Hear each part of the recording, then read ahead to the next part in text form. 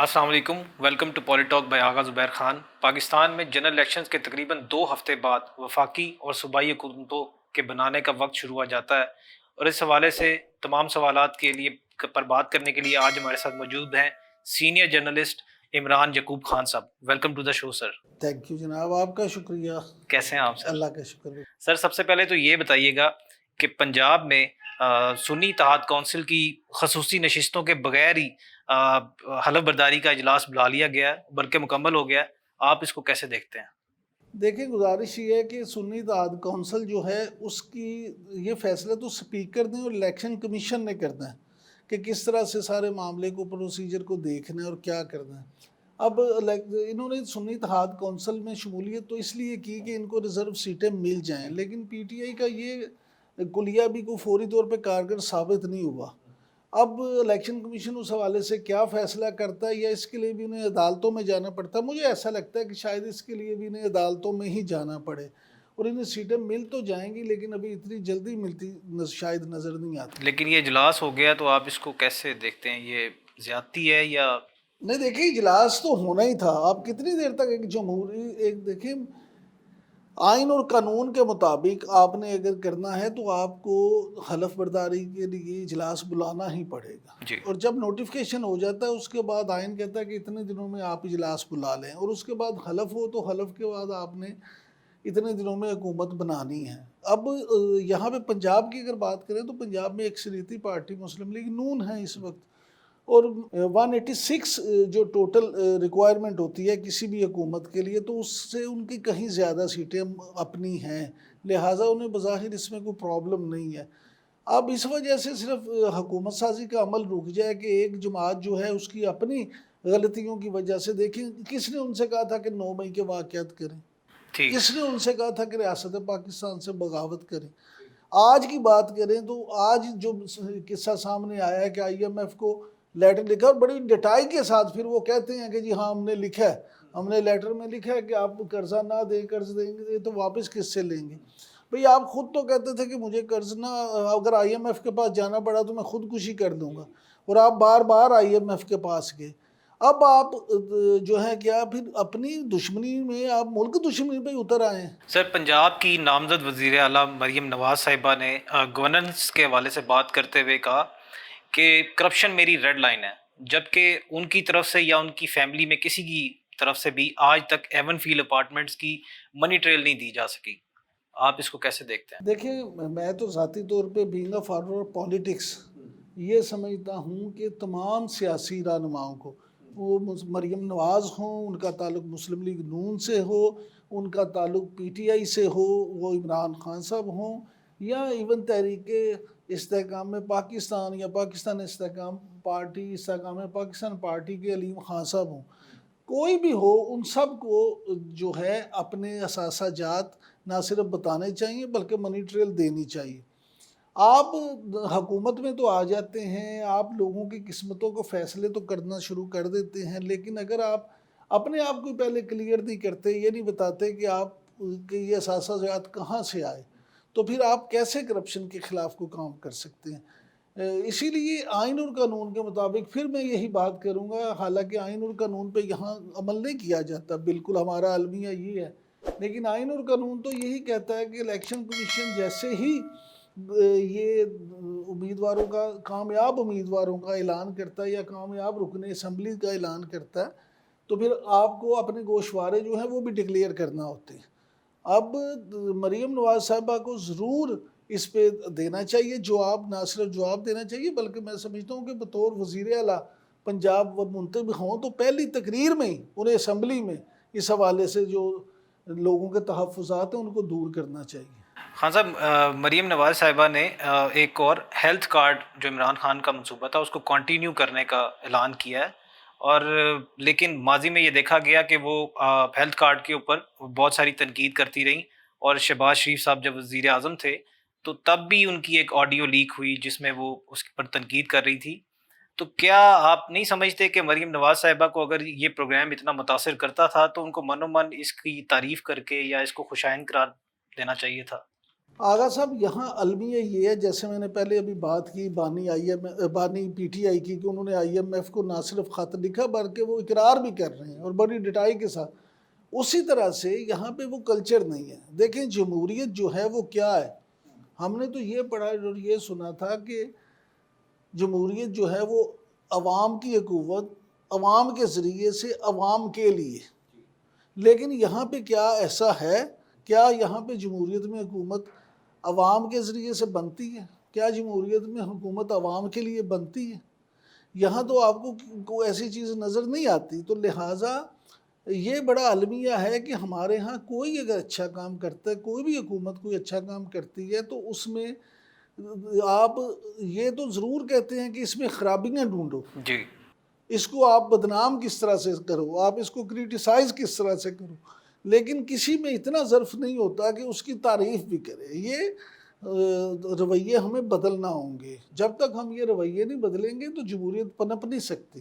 Commissioner یقینی طور پر قانونی طور پر ایک اہم عہدہ ہے، اور جتنا یہ اہم ہے اور اتنا ہی رسپانسبل بھی ہے.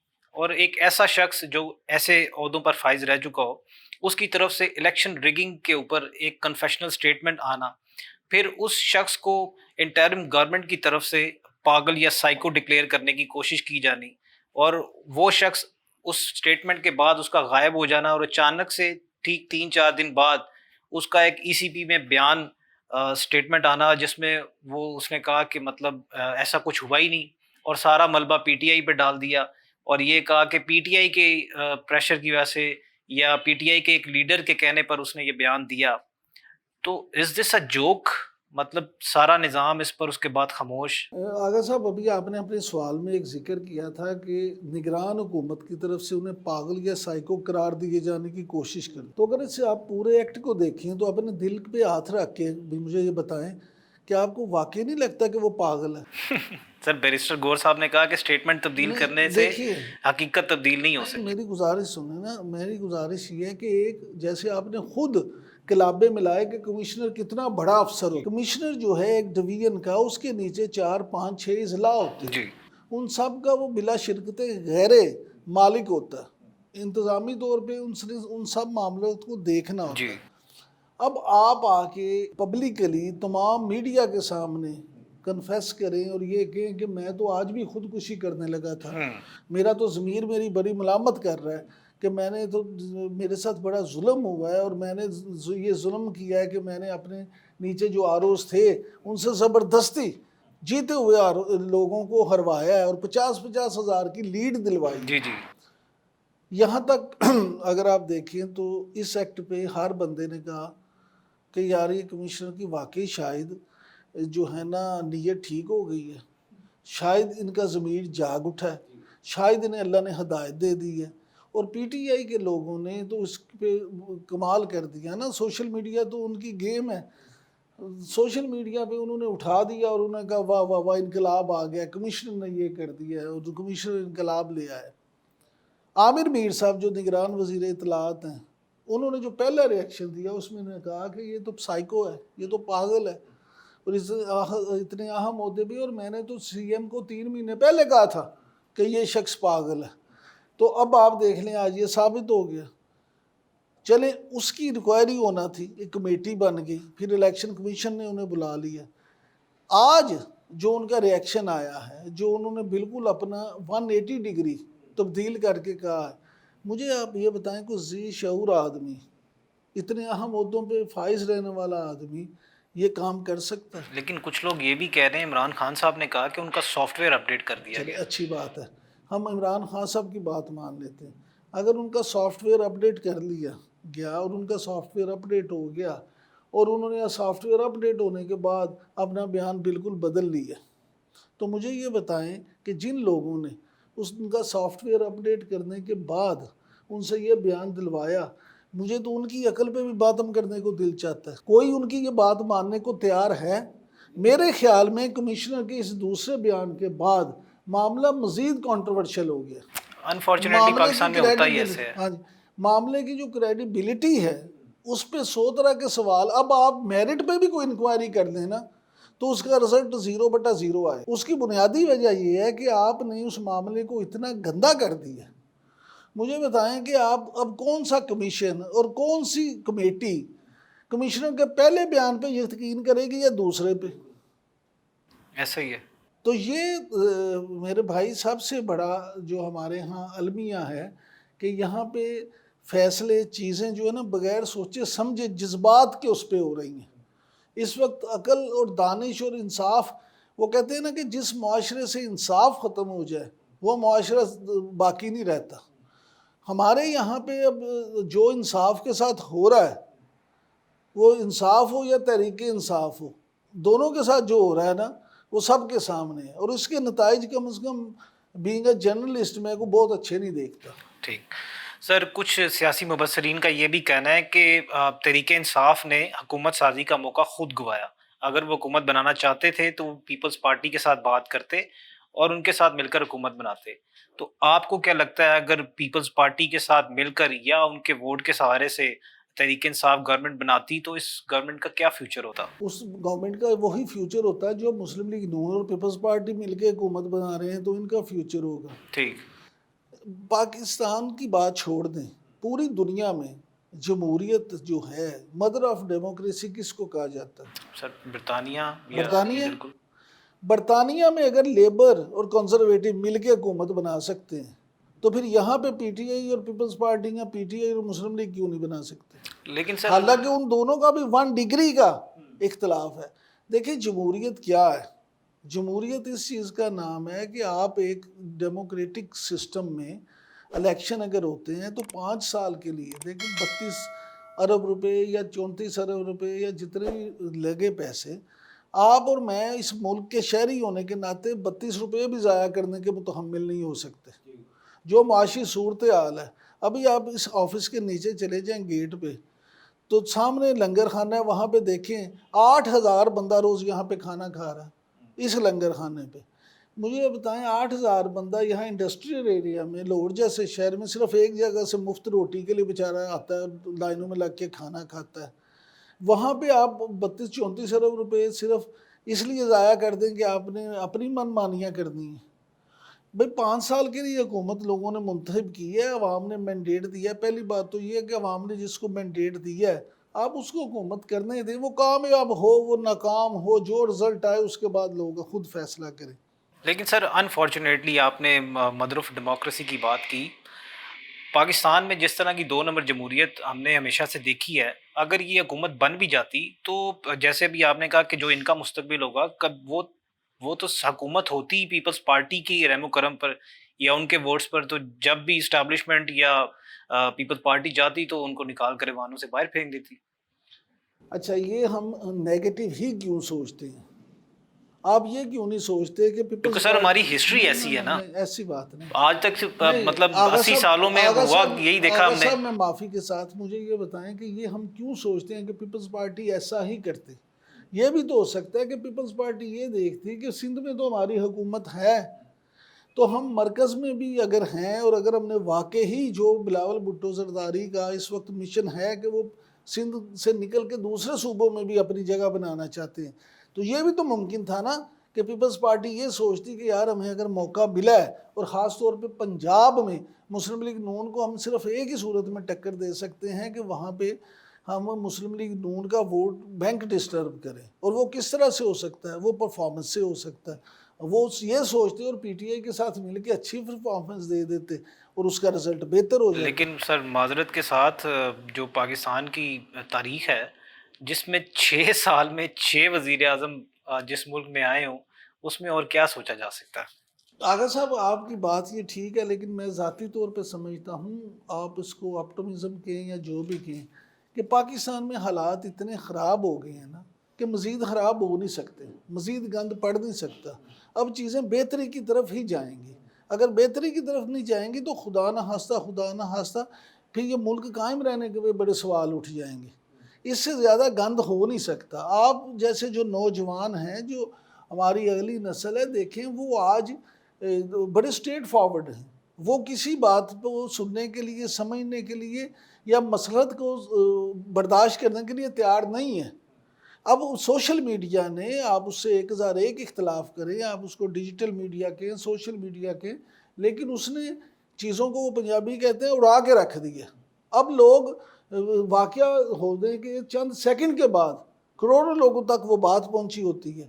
اب معاملہ یہ نہیں ہے کہ وہ آپ لوگوں سے کوئی بات چھپا سکیں، اور اگر آپ لوگوں سے بات چھپا نہیں سکیں گے تو پھر آپ کو کہیں نہ کہیں تو کوئی اچھا رزلٹ دینا ہوگا۔ صرف نیگیٹیوٹی کی بنیاد پہ تو آپ کامیاب نہیں ہو سکتے۔ جی سر، الیکشنز کے حوالے سے ایک تھیوری یہ بھی ہے کہ جیسے حامد میر صاحب نے الیکشن سے پہلے ہی کہا کہ اس بار صرف -1 نہیں ہوگا، کوئی اور بھی مائنس ہونے جا رہا ہے، تو اسی طرح سے جب رزلٹس آئے تو ہم نے دیکھا کہ نواز شریف صاحب کو بھی شکست کا سامنا کرنا پڑا، اور ان کی کابینہ کے جو بہت خاص لوگ جو ہمیشہ ان کی کابینہ میں ہوتے تھے، ان کے ساتھی، ان کو بھی شکست کا سامنا کرنا پڑا۔ تو آپ کو ایسا لگتا ہے کہ نواز شریف صاحب کی وزارت عظمیٰ کا راستہ روکنے کے لیے یہ سب کچھ کیا گیا، یا اس میں کوئی سچائی؟ آغا صاحب، اگر آپ کی اس تھیوری کو یا اس مفروضے کو سچ مان لیا جائے تو پھر تو پی ٹی آئی سے زیادہ دھاندلی نون لیگ کے ساتھ ہوئی ہے۔ پھر تو پی ٹی آئی کا یہ پورا مفروضہ ہی غلط ثابت ہو جاتا ہے۔ لیکن کچھ لوگ سر یہ میری کہتے ہیں سر کہ گزارش، جی اگر جی اجازت دیں جی تو جی اپنی جی بات مکمل کر دوں۔ پھر دیکھیں، وہ تو یہ کہتے ہیں نا کہ یہ جردو پھڑا اور ہماری جیتی ہوئی سیٹیں ہروا دی گئی۔ تو اگر مسلم لیگ نون کے ساتھ بھی ہوا تو اس کا مطلب یہ ہے کہ اس عوام میں سب ننگے ہیں، یعنی سب کے ساتھ ہی ایک جیسا کام ہوا ہے۔ اب اگر سب کے ساتھ ہوا ہے تو اس وقت عقل بندی کیا ہے؟ اگر مجھے اور آپ دونوں کو کوئی لوٹتا ہے تو ہمارا یہ کام ہے ہم آپس میں لڑائی شروع کر دیں، یا ہمارا یہ کام ہے کہ ہم مل کے اس کی ٹھکائی کریں، اس کو پکڑیں جس نے ہم دونوں کو لوٹا ہے؟ لیکن ہمارے یہاں اقتدار کی جنگ ہوتی ہے تو پھر ہر کوئی اقتدار کے پیچھے بھاگتا ہے۔ اللہ آپ کا بھلا کرے۔ تو پھر اس جنگ کا، اس برائی کا ذمہ دار کون ہے؟ آبویسلی ہم خود۔ اعتراض ہم دوسروں پہ کرتے ہیں کہ آپ اپنی حدود میں رہیں، ہمارے کام میں دخل نہ کریں، لیکن ہم موقع تو خود دیتے ہیں۔ بالکل۔ اگر ہم خود ہی اپنے سسٹم کو، اس جمہوریت کو ٹھیک نہیں کرنا چاہتے، اگر ہم اپنی پارٹی میں تو جمہوریت لانا نہیں چاہتے، گوہر علی خان یہ تو فیصلہ کر نہیں سکتا کابینہ کے ساتھ بیٹھ کے کہ جو وزارت عظمیٰ کا یا وزارت اعلیٰ کا کینڈیڈیٹ کون ہوگا۔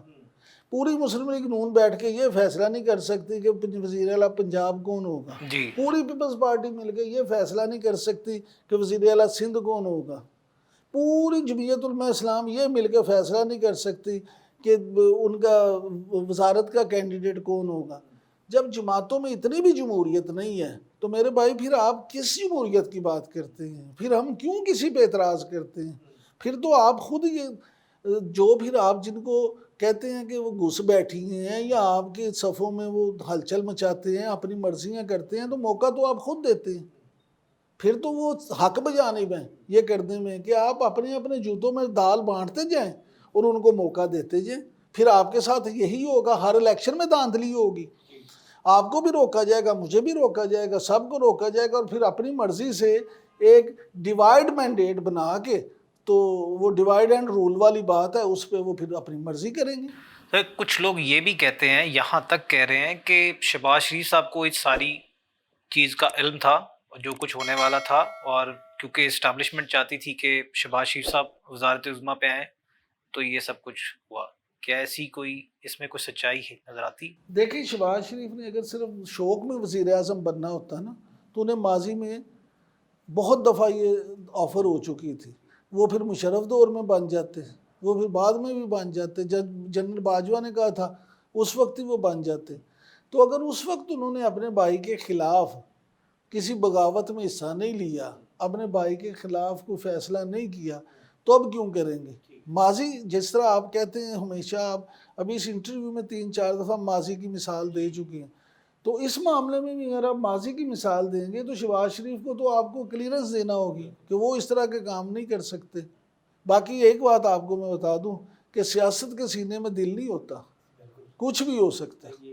ہاں جی سر، پی ٹی آئی کے سینیٹر علی ظفر نے، جیسے بھی آپ نے بھی پہلے بتایا، ایم ایف والا، انہوں نے عمران خان سے ملاقات کے بعد میڈیا سے بات کرتے ہوئے بتایا کہ Imran Khan I M F کو الیکشن ریگنگ کے حوالے سے خط لکھنے جا رہے ہیں، جس میں وہ آئی ایم ایف سے کہیں گے کہ جن حلقوں میں الزامات، ریگنگ کے الزامات ہیں، ان میں آڈٹ کرایا جائے۔ اگر آڈٹ کے بغیر لون دیا جاتا ہے تو یہ پاکستان کے لیے نقصان دہ ہوگا۔ تو کیا عمران خان کا آئی ایم ایف کو الیکشن ریگنگ کے حوالے سے خط لکھنا ٹھیک ہے، اور اگر ٹھیک ہے تو اس کے کیا اثرات ہوں گے؟ آغا صاحب، اگر آپ کے اپنے گھر میں کوئی لڑائی جھگڑا ہو تو آپ آپس میں وہ بات کریں گے، یا باہر جو آپ کے گھر کے کونے پہ یونائٹڈ بینک ہے اس کے مینیجر سے جا کے کہیں گے کہ آؤ مینیجر صاحب ساڈے گھر دی لڑائی مکاؤ، لیکن اگر وہ بھی ساڈا بل نہ جمع کرنا، ساڈی بتی کٹنی چاہیے؟ بھائی معاملہ یہ ہے کہ آئی ایم ایف کا اس سے تعلق کیا ہے؟ وہ بینک مینیجر بھی آپ سے یہی کہے گا نا کہ جی میرا تو کوئی تعلق نہیں ہے۔ آئی ایم ایف، میں کہتا ہوں جی 100% دھاندلی ہوئی۔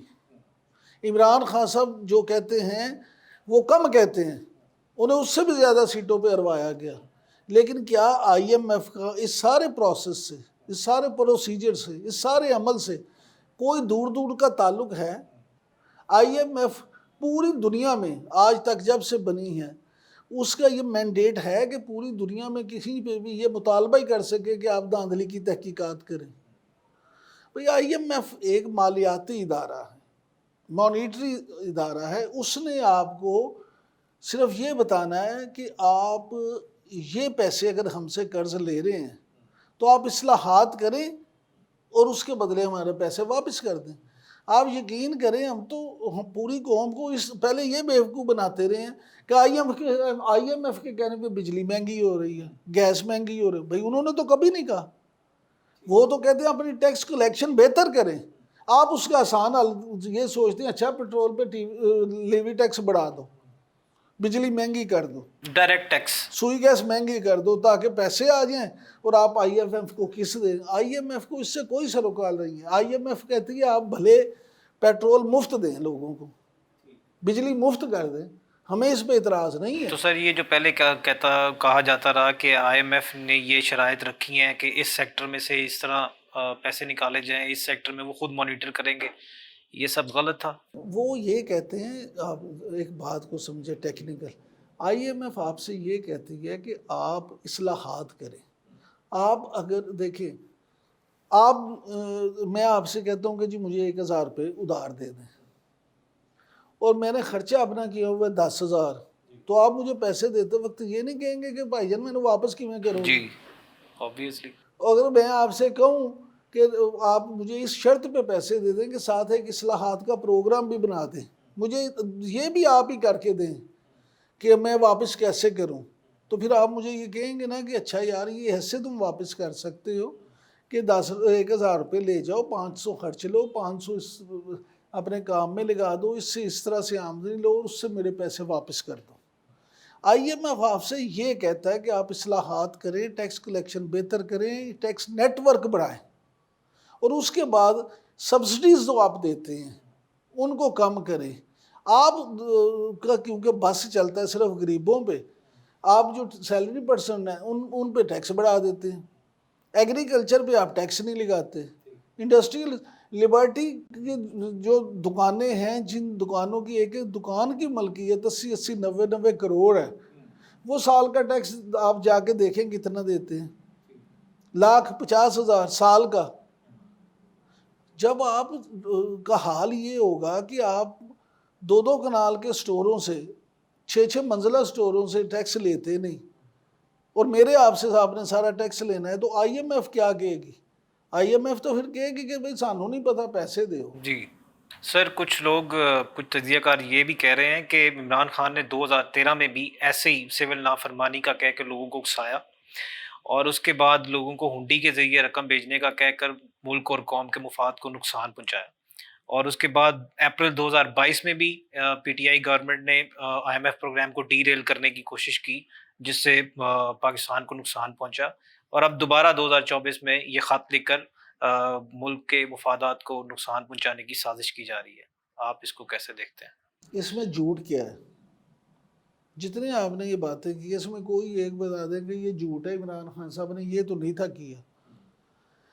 عمران خان صاحب، میں خدا نہ خواستہ بالکل یہ نہیں کہہ رہا کہ وہ غدار ہیں، میں بالکل نہیں یہ کہہ رہا کہ وہ محب وطن نہیں ہے۔ قومی مفاد سے اپنے آپ کو ہاں جی، وہ اپنے آپ کو وہ سمجھتے ہیں کہ ان کے علاوہ اس ملک کے لیے کوئی آپشن ہی نہیں ہے۔ یہ ملک بھی ایک ہی آپشن ہے، یہ ملک اگر چلنا ہے تو خان صاحب کے ساتھ ہی چلنا ہے، نہیں تو نہ یہ ملک چلنا چاہیے نہ خان صاحب چلنے چاہیے۔ وہ یہ چاہتے ہیں وہ گلیاں ہو جن سنجیاں مرزا یار پھرے، خالی خان صاحب ہوں اور کوئی نہ ہو، نہ مسلم لیگ نون ہو، نہ پیپلز پارٹی ہو، نہ جمعیت علماء اسلام ہو، کوئی نہ ہو، صرف وہ اکیلے ہوں۔ وہ جب دل چاہے ایم کیو ایم کو ساتھ ملا لیں، جب دل چاہے انہیں ڈاکو کہہ دیں، قاتل کہہ دیں، وہ جب دل آئے سب سے بڑے ڈاکو پرویز الہی کو وزیر اعلیٰ بنا دیں، جب دل چاہے ان کو الگ کر دیں، وہ جب دل چاہے مولانا ڈیزل کرتے ہیں، جب دل چاہے ان کو گلے لگا لیں، وہ جب مثلا ان کے اختیار میں جو ہو وہ کرتے چلے جائیں، نہ انہیں کوئی روکے نہ ٹوکے، وہ تو پھر تو سب کچھ ٹھیک ہے۔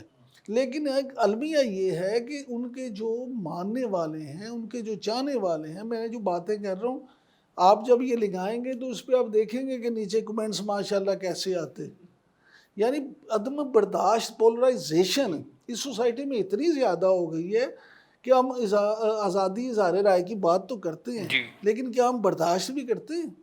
ایسا ہی ہے۔ میرا اور آپ کا 1000 اختلاف ہو سکتا ہے لیکن مجھ میں اتنا حوصلہ ہونا چاہیے کہ میں آپ کی بات کو برداشت کروں، آپ میری بات کو برداشت کریں۔ ماننا یا نہ ماننا یہ آپ کا اور میرا ذاتی حق اور فیصلہ ہے، ہم بھلے اس کو نہ مانیں لیکن ہم تو سننے کے لیے تیار نہیں ہیں۔ اب اس میں جب جو لوگ یہ بات کرتے ہیں کہ عمران خان صاحب نے یہ کیا تو ماضی کا ٹریک ریکارڈ، وہ کہتے ہیں نا کہ یاد ماضی عذاب ہے یا رب، چھین لے مجھ سے حافظہ میرا، تو وہ عمران خان صاحب نے باتیں تو ساری کی ہیں، اب انہیں بھگتنا بھی پڑیں گی۔ جب وہ اپنے جلسوں میں اپنی پریس کانفرنسز میں بطور وزیر اعظم وہ ویڈیو وال پہ چلواتے تھے کہ دیکھیں یہ کیا کہتے تھے، دیکھیں یہ کیا کہتے تھے، دیکھیں یہ کیا کہتے تھے، تو اب اپنا بھی وہی ہے۔ آپ کسی کے لیے جو کنواں کھودتے ہیں الٹیمیٹلی آپ کو اس میں گرنا پڑتا ہے۔ آپ اگر 2018 میں اسٹیبلشمنٹ کے کاندھے پہ چڑھ کے آئے تھے تو اب اسی اسٹیبلشمنٹ نے اگر آپ کے ساتھ یہ کیا تو آپ کو برا لگ رہا ہے، بھی آپ بھی اس وقت نہ کرتے۔ ایسا ہی ہے سر۔ پی ٹی آئی کا امریکہ سے الیکشن ریگنگ کے حوالے سے نوٹس لینے اور الیکشن کے معاملات پر نظر رکھنے کا جو مطالبہ ہے، اس کو آپ کیسے دیکھتے ہیں؟ میں پھر وہی بات کروں گا کہ امریکہ بہادر کون ہوتا ہے؟ مثلا ایک طرف تو آپ یہ دعویٰ کرتے ہیں کہ جناب میں نے تو ایبسلیوٹلی ناٹ کہہ دیا تھا، یو بلڈی امریکنز، تمہاری یہ جرت ہم نہیں مانتے، ہم نے تو ان کا جو آیا تھا ہمیں سائفر، ہم تو لڑا کے کہتے تھے کہ خبردار تاڑی ایسی تیسی۔ اب آپ کس منہ سے امریکہ سے کہتے ہیں؟ اب آپ کس منہ سے یہ کہتے ہیں کہ امریکہ بہادر آئے اور ہمارے یہاں پہ جو یہ فیصلہ کرے کہ یہ ریگنگ ہوئی ہے اور اس کو روکے؟ بھئی وہ کون ہے؟ امریکہ کیوں آئے گا؟ اور اگر آئے گا تو ہم کیوں اسے دعوت دیتے ہیں بار بار؟ اس کا مطلب ہے آپ کی خود مختاری یا آزادی صرف آپ کی ذات تک کی ہے کہ آپ کو کوئی نہ پوچھے، جب دوسرے آ جائیں تو ان کو ہر کوئی پوچھے۔ سر الیکشنز، جنرل الیکشنز کو لے کے نتائج کو لے کر مولانا فضل الرحمان کی کیا بے چینی ہے؟ مولانا صاحب کی بے چینی یہ ہے کہ وہ یہ سمجھتے ہیں کہ خاص طور پہ کے پی میں ان کے ساتھ بھی زیادتی ہوئی۔ اب یہ کیسی مزیدار چیز ہے کہ پی ٹی آئی یہ کہتی ہے جی پورے الیکشن جو تھے وہ دھاندلی زدہ تھے، تو جہاں وہ جیتے ہیں وہ بڑے فیئر اینڈ فری تھے، یعنی کے پی میں کوئی دھاندلی نہیں ہوئی، باقی پورے ملک میں دھاندلی ہوئی ہے۔ یہ کمال ہے بھی دھاندلی، یعنی ایک صوبے میں تو آپ کے دشمنوں نے آپ کو فری ہینڈ دے دیا اور دوسرے صوبوں میں انہوں نے آپ کو ہروا دیا۔ وہ تو کہتے ہیں نا کے پی میں ووٹ ہی بہت زیادہ پڑ گیا، ناممکن تھا ادھر کچھ۔ ناممکن دنیا میں کچھ نہیں ہوتا، صرف اصل چیز یہ ہے کہ پالیسی ساز جو ہوتے ہیں انہوں نے اپنے اس کے مطابق پالیسیز بنانی ہوتی ہیں۔ اب غیب کا علم تو اللہ کو ہے، مجھے تو نہیں پتا کہ ان کے ذہن میں کیا ہے، پالیسی سازوں کے ذہن میں، کہ انہوں نے کے پی میں کیا سوچ کے یہ نتائج سامنے لائے ہیں وہ۔ لیکن مولانا صاحب ہوں یا کوئی بھی ہو، میں سمجھتا ہوں ذاتی طور پہ کہ ہر جماعت کو اور ہر لیڈر کو یہ حق حاصل ہے کہ وہ اپنے ساتھ ہونے والی زیادتی کا نہ صرف اظہار کرے بلکہ اس کی تحقیقات کا مطالبہ بھی کرے، اور اس کے بعد صاف اور شفاف جو الیکشن کی ہم بات کرتے ہیں، الیکشن ہمیشہ وہ صاف اور شفاف ہوتا ہے جو صرف زبانی کلامی نہ ہو، بلکہ جو صاف اور شفاف نظر بھی آئے. تو انفارچونیٹلی 2024 کے الیکشن جتنے مرضی صاف اور شفاف ہوں وہ صاف اور شفاف نظر نہیں آئے. ان اب ساری زندگی ہسٹورین جب بھی ہسٹری لکھے گا تو یہ 2024 کے الیکشن اس میں متنازع ہی ہوں گے. سر کیا پاکستان میں آج سے پہلے بھی کوئی الیکشن صاف اور شفاف ہوئے تھے؟ سنا ہے جی، ہماری پیدائش سے پہلے سنا ہے کوئی 1970 میں ہوئے تھے، باقی تو ہم نے نہیں سنا. سر شہباز شریف صاحب کی سربراہی میں یہ جو گورنمنٹ بننے جا رہی ہے وہ یقینی طور پر پیپلز پارٹی کے ووٹس کے ساتھ بنے گی اور ایک لاچار اور کمزور حکومت ہوگی. تو پاکستان کو درپیش جو مسائل ہیں جیسے پولیٹیکل ڈسٹیبلٹی ہے اور اس کے بعد اکنامک مسائل ہیں، معاشی طور پر پاکستان کی اکانومی بہت تیزی سے گر رہی ہے.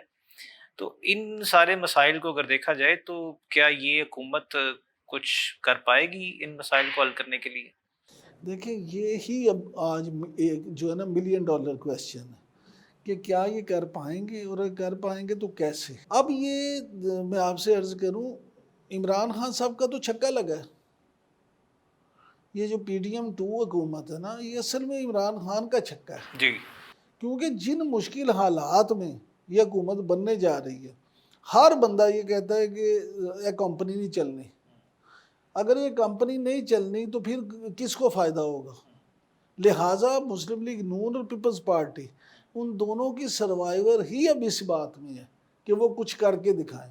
اگر وہ کچھ پرفارم نہیں کرتے، اگر وہ کچھ بہتر نہیں کرتے تو پھر وہ کہتے ہیں تمہاری داستان تک نہ ہوگی داستانوں میں. لیکن سر پیپلز پارٹی نے تو اپنے آپ کو بڑے سمارٹلی پلے کر کے علیحدہ کر لیا نا. وہ مسلم لیگ کے سینیٹر نے ایک بیان بھی دیا کہ وہ چاہتے ہیں کہ کچھ جماعتیں چاہتی ہیں کہ وہ ساحل پہ کھڑے ہو کے دیکھیں، وہ سمندر کے اندر آنا نہیں چاہتے. تو پہلے بھی میں ماضی میں دیکھا جو PDM کی حکومت تھی اس میں بھی پیپلز پارٹی نے بہت سمارٹ پلے کرتے ہوئے اپنے آپ کو ساری چیزوں سے الگ کر لیا، حالانکہ وہ اس کا حصہ تھے. اس بار بھی تمام چیزیں لینے کے باوجود وہ وزارتیں نہ لے کے یہ ظاہر کرنا چاہتے ہیں کہ ہماری کوئی ذمہ داری نہیں ہے. تو کیا مطلب اس طرح کی حکومت کیسے مسائل حل کر پائے گی؟ آغا صاحب آپ آن ایوریج روزانہ کتنے لوگوں سے ملتے ہیں؟ سر کوئی 20-25 لوگوں سے ملاقات ہوتی. ان 20-25 لوگوں میں آپ کو کوئی ایک بندہ ملا جس نے یہ کہا کہ پیپلز پارٹی بے قصور ہے، PDM کی حکومت میں صرف نون لیگ کی ضرورت ہے؟ آبویسلی نہیں سر. اب یہ چیزیں نہیں بکتی. تو پھر کھل کے آ جاتے سر، لیتے وزارتیں. بلاول صاحب جو مرضی اب کہتے رہے یا جو مرضی اسٹریٹجی بناتے رہے، یہ اب کوئی ماننے کو تیار نہیں ہے کہ پیپلز پارٹی اس حکومت کا حصہ نہیں تھی، صرف نون لیگ. اگر یہ کوئی مانتا تو پنجاب میں پیپلز پارٹی کے ساتھ یہ حال ہوتا؟ صحیح. مجھے بتائیں نا، صرف سندھ میں سیٹیں لینے سے وہ سمجھتے ہیں کہ ان کو داغ ان کا دھل گیا. ایسے نہیں ہوتا. تو یہ اب بھی وہ وزارتیں لیں یا نہ لیں ہوگا. اصل مسئلہ وزارتوں کا وفاق میں نہیں ہے. اصل میں پیپلز پارٹی پنجاب میں وزارتیں لینا چاہتی ہے، اور مسلم لیگ نون یہ چاہتی ہے کہ ہماری تو مطلوبہ تعداد سے ویسی سیٹیں زیادہ ہیں تو ہم آپ کو کیوں دیں. پیپلز پارٹی یہاں پہ سینئر منسٹر بھی اپنا لگوانا چاہتی تھی. ان کے 10 ارکان ہیں اور ان میں سے وہ 2-3 کو وزیر بنانا چاہتے تھے. اب مسلم لیگ نون اس پہ ماننے کو تیار نہیں تھی. تو یہ جو معاملے ہیں سب اسی طرح سے ہیں. ہمارے ہاں انفارچونیٹلی سیاست جو ہے نا وہ اقتدار کے لیے ہے، سیاست برائے خدمت نہیں ہے، یہ لسٹ ہے. تو یہ جب تک یہ معاملہ ٹھیک نہیں ہوگا یہ چیزیں ایسی ہی ہوں گی. خان صاحب سوشل میڈیا کے حوالے سے ریاست کا جو بیان آ رہا ہے سامنے کہ موقف ہے ان کا کہ ہم جو ڈس انفارمیشن پھیلا رہے ہیں یا جو شر پھیلانے والے عناصر ہیں ہم ان کے خلاف سخت کارروائی کریں گے اور رول آف لاء کی ایک بات کی جا رہی ہے. اور دوسری طرف پاکستان میں صحافیوں کو اٹھایا جا رہا ہے ریاست کی طرف سے اور تشدد کیا جا رہا ہے پروٹیسٹ کرنے والوں کے اوپر، سیاستدانوں کو اٹھایا جا رہا ہے. ملک میں عوامی سماجی سائٹ ایکس بہت دنوں سے بند ہے، اس کی کوئی ذمہ داری لینے کو تیار نہیں ہے. الیکشن کے دوران انٹرنیٹ بند کر دیا گیا جس کا کوئی جواب دینے کو تیار نہیں ہے. تو ان دونوں چیزوں کو رول آف لاء کے ضمن میں کیسے جسٹیفائی کر سکے گی ریاست؟ ابھی میں نے آپ کو پچھلے سوال کے جواب میں یہ کہا تھا کہ اب عوام کو بیوقوف نہیں بنایا جا سکتا. یہی جواب اس سوال کا بھی ہے۔ دیکھیں وہ ریاست کی کوشش کرے، پیپلز پارٹی کرے، نون لیگ کرے یا عمران خان صاحب کرے، اب آپ 21ویں صدی میں 2024 میں عوام کو اور خاص طور پہ نوجوان آپ کے دیکھیں آبادی کا 65%، یعنی اکثریت اب آپ کی یہاں نوجوان ہے، 18 سال سے 35 سال تک کی عمر کے لوگ جو ہیں۔ اب مجھے بتائیں اگر آپ کی آدھی آبادی اتنی ہے تو آپ ان کو کس طرح سے بیوقوف بنا سکتے ہیں؟ لیکن ایک بات میں ضرور یہ کہوں گا کہ ایک طرف جہاں ہم یہ مطالبہ کرتے ہیں کہ آزادی اظہار رائے پہ کوئی قدغن نہیں ہونی چاہیے، اسی طرح سے میں بینگ اے جرنلسٹ اور ایک ذمہ دار صحافی کے طور پہ یہ سمجھتا ہوں کہ ہمیں میڈیا، خواہ وہ پرنٹ میڈیا ہو، الیکٹرانک میڈیا یا سوشل میڈیا، اس کا حصہ بننے کے بعد ہرگز یہ بھی نہیں سمجھنا چاہیے کہ ہمیں لائسنس ٹو کل مل گیا، ہم جس کی مرضی پگڑی اچھال دیں، جس کے بارے میں جو مرضی کہہ دیں، ہمیں کوئی پوچھنے والا نہیں ہے۔ ہمیں خود کوئی اپنا بھی ضابطہ اخلاق بنانا چاہیے، ہمیں خود اپنے بھی رولز آف جو ہے نا گیم وہ کو طے کرنے چاہیے۔ پوری دنیا میں مجھے بتائیں، ویسٹ میں، مڈل ایسٹ میں آپ سوشل میڈیا نہیں ہے، Obviously وہاں پہ ایکس نہیں ہے، وہاں پہ لوگ فیس بک استعمال نہیں کرتے، جی، لیکن وہاں پہ کیوں نہیں اس طرح کی چیزیں ہوتی؟ کیونکہ قانون کی بالادستی ہے۔ آپ کے ملک میں جب قانون کی بالادستی ہوگی تو اس طرح کی چیزیں نہیں ہوں گی۔ یہاں سب کو پتا جو مرضی کر دو، یہاں پہ مختلف چینلز جو پروگرام اور جو نیوز اور جو چیزیں چلاتے ہیں، ایون کرنٹ افیئرس کے پروگرامز میں جو باتیں ہوتی ہیں وہ یو کے بیم میں کیوں نہیں ہوتی؟ وہاں کیوں الگ لوگ رکھے ہوئے ہیں جو اس کو ایڈٹ کر دیتے ہیں؟ بھئی جانے دیں، آپ تو صحیح بات کر رہے ہیں نا، تو پھر وہاں کیوں نہیں چل سکتی؟ کیونکہ وہاں پہ ڈیفرمیشن کے قوانین بڑے سخت ہیں۔ اے آر وائی کو 4 لائسنس کھونے پڑے، لاکھوں پاؤنڈ جرمانہ دینا پڑا۔ آپ کو پتہ ہے اے آر وائی یو کے میں اپنے نام سے نہیں ہے۔ ٹھیک، کس وجہ سے؟ اس وجہ سے کہ آپ نے خبر کسی کے بارے میں غلط چلا دی، کسی کے بارے میں غلط بات کر دی۔ یہاں پہ آپ کو پھر بعد میں اس کو لیگلی فیس بھی کرنا۔ ہاں جی، یہاں پہ آپ جو مرضی کرتے، جو آپ کے دل میں آ جائے وہ کہہ دیں، کوئی پوچھنے والا نہیں ہے، تو یہ بھی تو غلط ہے نا۔ بالکل، میں خدا نہ خواستہ جسٹیفائی نہیں کر رہا، لیکن میں یہ ضرور چاہتا ہوں اور یہ ضرور کہتا ہوں کہ ریاست کو صحافیوں پہ کسی قسم کی کوئی قدغن نہیں لگانی چاہیے۔ ریاست ہمارے قوانین نہیں بنا سکتی، ہمیں خود اپنے لیے کوئی ضابطہ اخلاق ضرور بنانا چاہیے جس سے دوسروں کو تکلیف نہ ہو۔ عمران یعقوب خان صاحب، آپ کے وقت کا بہت بہت شکریہ۔ پاکستان کو اس وقت جتنے مسائل درپیش ہیں ان میں سے سب سے بڑا مسئلہ گرتی ہوئی معیشت ہے، اور بجلی اور گیس کے بڑھتے ہوئے بلوں کی وجہ سے پاکستان میں بہت تیزی کے ساتھ کاٹیج انڈسٹری بند ہوتی جا رہی ہے۔ عام عوام اپنی ضروریات زندگی روزمرہ کی پوری کرنے سے قاصر ہے۔ تو دیکھنا یہ ہے کہ جو حکومت بننے جا رہی ہے وہ ان سارے مسائل کو حل کرنے کے لیے کیا اقدامات اٹھاتے ہیں، ان کو کیسے حل کرتے ہیں۔ آج کے پروگرام کے میں اتنا ہی، پھر ملیں گے انشاءاللہ۔ اللہ حافظ۔